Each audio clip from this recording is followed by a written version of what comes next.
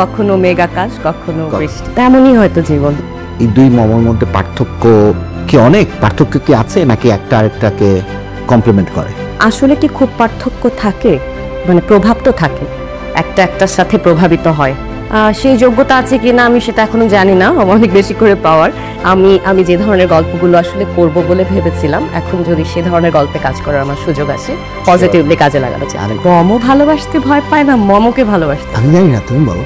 আমরা তো ক্ষোভ বিক্ষোভ, এই পারস্পরিক দোষারোপ, মারামারি, অনাস্থা, অশ্রদ্ধা, বিশেষ করে মুক্তিযুদ্ধের প্রতি, যেটা আমাকে আঘাত করেছে।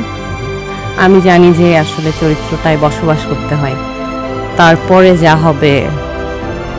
আই এম সো ফরচুনেট, সেলুলয়েডে হলেও দেশের যুদ্ধের জন্য, ভালোর জন্য কোনো কিছু করার সুযোগ তৈরি হয়েছে। অনেকে বলে যে মমর ব্যক্তিগত জীবন অনেক সময় মমকে প্রফেশনালি অনেক পিছিয়ে দিয়েছে। ব্যক্তিগত এবং কাজের পেশাগত কাজটাকে আলাদা রাখতে পারা খুবই সৌন্দর্যের ব্যাপার, সেটা শিখতে হয় মানুষকে ধীরে ধীরে। আমি যেটা হয়তো শিখতে চেষ্টা করছি অনেকখানি।